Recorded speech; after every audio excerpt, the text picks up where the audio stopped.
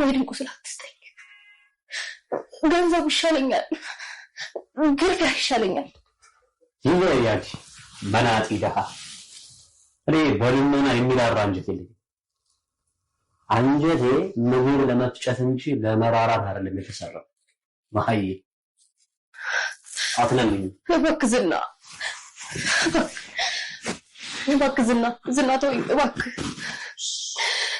እባክህ ዝም በል እባክህ ዝና።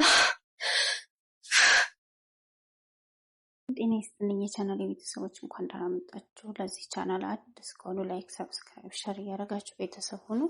እንግዲህ ይሄ ቻናል ዘና ፈታ የምትሉበት አዳዲስ ድራማዎችን እንዲሁም አስቂኝ ቀልዶችን የሚለቀቁበት ቻናል ነው ማለት ነው። እንግዲህ ቤተሰብ ሁኑ። በያላችሁበት ሰላማችሁ በዚህ ተተረፍረፍ ይበልልኝ እያልኩኝ ዛሬ እንግዲህ ምሳሌ የሚለውን ድራማ ይዤላችሁ መጥቻለሁ። እስከ ቪዲዮ ፍጻሜ ድረስ አብራችሁ ይቆዩ።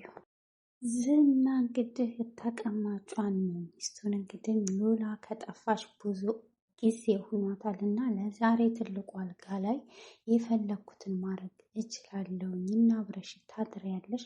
ለዛሬ ጅብ ሁኜ እበላሻለሁ። ነበርኩ፣ ዛሬ ግን ጅብ መሆን አስፈልጎኛል ብሏል ማለት ነው። እንግዲህ እሷም አታስጨንቀኝ እባክህን፣ ብትርህና ስቃይ ይሻለኛል፣ እባክህን ቁስሌን አትንካብኝ፣ የማይድን ጠባሳ አትስጠኝ ብላለች።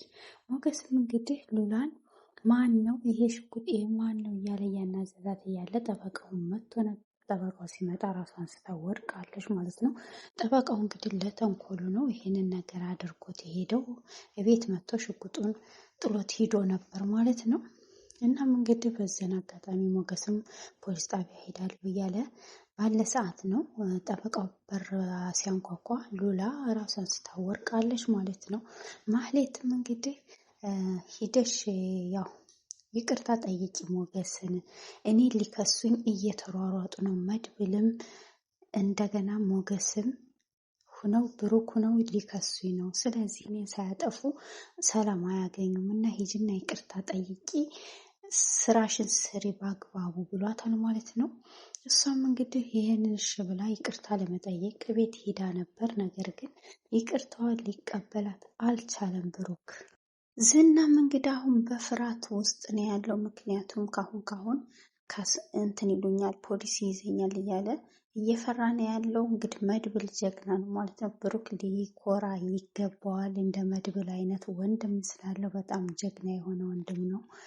እናም እንግዲህ ምን አለ ምሳሌ ቤት ውስጥ እንግዲህ ምንድነው ድህነት እያለች ዳጣን እየጠየቀች ነው። ዳጣ እንግዲህ ድህነት አስጠላኝ ምሳሌ አቅለሸለሸኝ እያለቻት ነው።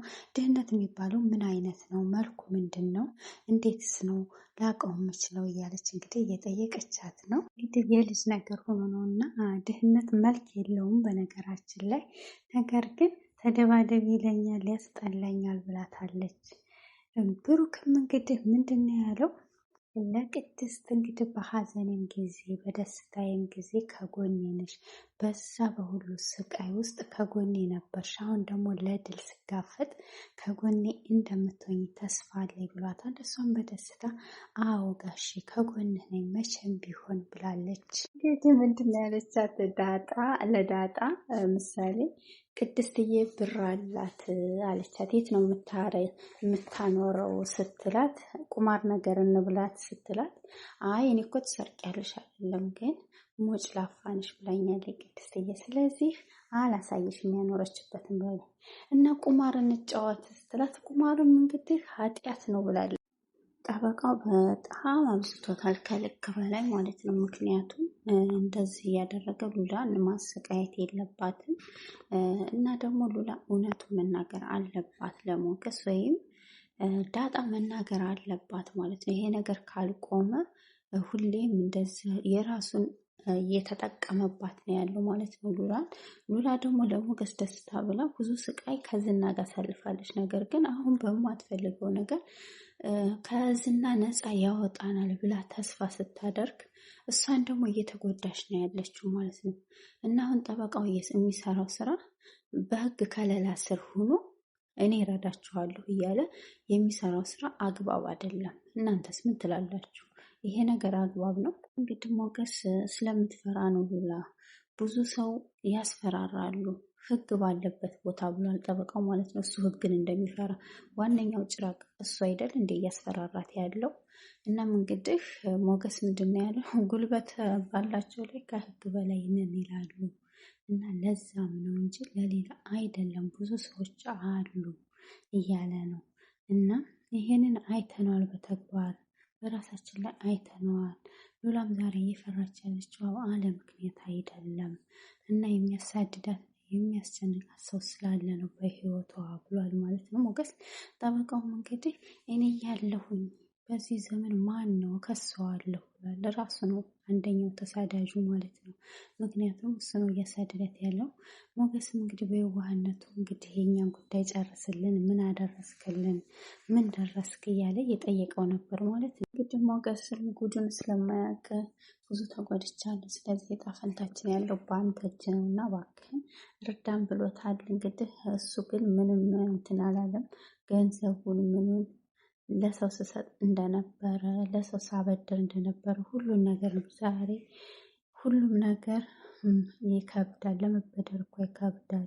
ከዚህ በፊት በአማረ ቤት እየኖርኩ ዛሬ በኪራይ ቤት እየኖርኩ በጣም ከባድ ነው እና አንዳንዴ ማጣትና መገፋት ከባድ ነው። ስለዚህ በህይወት እንደዚህ አይነት ነገር አጋጥሞ ያውቃሉ ብሎታል ማለት ነው ጠበቃውን። ጠበቃውም ይገባኛል ብሏል። እንግዲህ ዝናም ምንድን ነው ያላት? ማህሌትን የምትፈልጊውን ገንዘብ ለማግኘት እኔ የምልሽን ነገሮች እያንዳንዱን ማድረግ አለብሽ። ስለዚህ ከኔ ጋር ጨዋታ ይቅርብሽ እያላት ነው ያለው ማለት ነው። በጣም ማህሌት ግን አንዳንዴ የምትሰራው ስራ በጣም ጥሩ ነው። ምክንያቱም ምን አለ እዚህ ጋር ራቷን አሳልፋ አልሰጠችም ማለት ነው። ምክንያቱም ለገንዘብ ብላ ብዙ ነገር ታደርግ ነበር፣ ግን ከዝና ኤፍራታን ጠብቃለች ማለት ነው። አሁን ላይ ደግሞ ኤፍራታ በጣም ጸባይ ገዝታለች፣ ተቀይራለች። ይሄ ሁሉ ምንድን ነው? ፍቅር ነው ማለት ነው። ኤፍራታ በጣም አሁን ሰዓት ላይ ተንኮል መስራት አቁማለች። ብዙ ነገር ማድረግን ትታለች። አሁን ለራሱ ማህሌትን ትመክራታለች ማለት ነው። የመድብል ፍቅር ቀይሯታል። እና አንዳንዴ ሰዎች ከክፋት መቀየር ጥሩ ነው ማለት ነው። ማህሌትም እንደምትቀየር ተስፋ አለን ማለት ነው። የግድ ነው መቀየር አለባት ማህሌት። ይበቃታል የክፋት ጥግ ማለት ነው። በክፋት ሂዳ ምንም ያተረፈችው ነገር የለም ኪሳራ እንጂ ማለት ነው። በጥሩነት ግን ብትሄድ አሁን ኤፍራታ በጥሩነት ሄዳ ብዙ ነገር አትርፋለች። ፍቅርን ተምራለች። እንደ መድብል አይነት ጀግናም አግኝታለች ማለት ነው። ኤፍራታ አሁን ሰዓት ላይ በቃ ለሰዎች አዛኝ፣ ለሰዎች ተጨናቂ፣ ተንኮልን መስራት ያቆመች ናት። እንግዲህ መድብል ስለ ዝና ሰዎች እያጣራ ነበር። ብሩክ ግን ምስኪኑ ምንም የሚያውቀው ነገር የለም እና አሁን በክስ ላይ እየመሰረተ ያለው በየቦታው ያለውን የእርሻ ቦታ አጣርቼ እንድነግረው ይፈልጋል ፖሊሱ ብሏል ማለት ነው። እና ምንድነው እሱ በየቦታው ያለው በጣም ከባድ ነው ማለት ነው። በየቦታ ያለ እርሻ ቦታ ምንድን ነው የሚለው ነገር። ስለዚህ ብዙ እርሻ ቦታ አላቸው፣ ብዙ ገንዘብ የሚሰሩበት ነው። እስር ቤት እያለሁ አንድ ወዳጅ እኔ ነገረኝ ብሏል ማለት ነው። አንተ ምንም የምታውቀው ነገር የለም ስለሱ እና እኔ ብዙ ወዳጅ አለኝ እና ጎበዝ ፖሊስ ነው፣ የሚሸውደን ነገር የለም፣ ተፈላጊ ናቸው ብሎኛል። ግን አደጋ ስለሚፈጥሩብን እኛም መጠንቀቅ አለብን ብሏል ብሩክ ማለት ነው። እስር ቤት ካላስወረወርናቸው ቤትን ብንቀይር አይተውንም። ስለዚህ አንተ ደግሞ ገንዘባቸውን ስለበላ እኔ ደግሞ ምስጢራቸውን አውቄያለሁ። ሁለታችንም ተፈላጊ ነን። እነሱን እስር ቤት ስንከት በቃ ዘላለማዊ እረፍት እናገኛለን። የብዙሃን ሰውን ህይወት ማዳን አለብን ብሏል ማለት ነው መድብል። እንግዲህ ብሩክም በቃ ሁሉንም እስር ቤት እናስገባለን እያለ ነው ያለው እና ሰዎች መስክሩ ብንላቸው ስለማይመሰክሩ እኛው ከሳሽ እኛው መስካሪ እንሆናለን እና ደፍሮ የሚመሰክር የለም በእነሱ ጋር ብሏል። ስለዚህ ዝናንም ሰውየውንም መቀመቅ መክተት አለብን ብሏል ማለት ነው። እና በጣም መድብል ጀግና ነው በነገራችን ላይ በጣም ከጀግና ጀግና ነው ማለት ነው። በጣም የሚገርመው ብሩክ እንደዚህ አይነት ወንድም ስላለው መደነቅ አለበት ማለት ነው። እናም እንግዲህ ምንድነው ሞገስ ለሉላ ያላት መሆንሽ ነው የደነገጥሽው? ቅድም ጠበቃው ሲመጣ ለምን ሲላት ከጠበቃው ዝና ይሻልሻል ሲላት እሱ ይሻል ነበር ዝና እዛው ሞች አርፈ ነበር መጠበቃውን ከማየት ብላለች ማለት ነው። እና ይሄን የመሰለ ጠበቃ ሰጥቶናል። ስለዚህ ሁሉ ገንዘባችን ይመለሳል አትጨነቂ ብሏታል። እሷም ደግሞ ዝም ብለን እንተኛ ብላለች። እሱም ደግሞ ስለ ሽጉጧ ሳትነግሪኝ ንገሪኝ ብሏታል። አንዳንዴ አትረዳኝ ሳላወራ እባክህን ተወኝ አታንሳ ስለ ሽጉጡ ብሏል። እንግዲህ ሽጉጡን ጠበቃው አውቆ ለተንኮሉ ነው ትቶት ሄደው ሞገስ እንዲያዩ ማለት ነው። እና አሁን ምንድነው ጠበቃ የመጣው ሽጉጡን ሊወስድ ነበር ሞገስ ባለበት ሰዓት። ነገር ግን ሞገስ ስላለ ሁሉንም ነገር ሳይናገር ሂዷል ማለት ነው። እና ሉላም እንግዲህ አይኔን አይተህ ተረዳኝ እባክህን ደክሞኛል፣ ምንም ሳልልህ ተረዳኝ ነበር፣ አሁን ግን እየተረዳኸኝ አይደለም ብላለች ማለት ነው። እና በጣም ደስ የሚል ነገር ነው። ማህሌት ደውላ ለኤፍራታ ወደ ቤት አታስገቢኝም ወይ? ዝናም ከቤት አባረረኝ፣ ሂጂና እነ ብሩክ ቤት ይቅርታ ጠይቂ፣ እዛ ካልሄድሽ ለእኔም ሆነ አጠብቂኝም፣ ስለዚህ ሂጂ ብሏታል ማለት ነው። እሱ አድርጊ ያለሽን አድርጊ፣ ስለዚህ ሁለተኛ እንደዚህ አይነት ተንኮል እየሰራሽ እኔ አያገባኝም፣ እኔ ስላንቺ አልጨነቅም ብላታለች። እሷም እንግዲህ እንኳን የምታንቅ እህት አለች ወይ እባክሽን ብላታለች። ማህሌትም እንግዲህ እየለመነቻት ማህሌት ይቅርታ ብላታለች ማለት ነው። ብሩክ ጋር ሂጂ ካለች መሄድ መብትሽ ነው ብላታለች። ማህሌትም እንግዲህ አንቺ ጨካኝ ነሽ፣ እንዴት ነው እንደዚህ የምታደርገው? አላሳዝንሽም? እህትና እህት እኮ ይጣላል። የምበላው የለኝም፣ ርቦኛል፣ ታክሲ የለኝም፣ እባክሽን። እናም ለምንድን ነው እንደዚህ የምታደርጊው? ዝና ያለሽ ብቻ ሁሌ አታደርጊ። ዝና እንደ ሸንኮራ አላምጦ ይተፋሻል ብዬሻለሁ። ስለዚህ ዝና ያለኝን እከተላለሁ ካልሽ አሁንም ቢሆን መጨረሻሽ አያምርም ብላታለች ማለት ነው።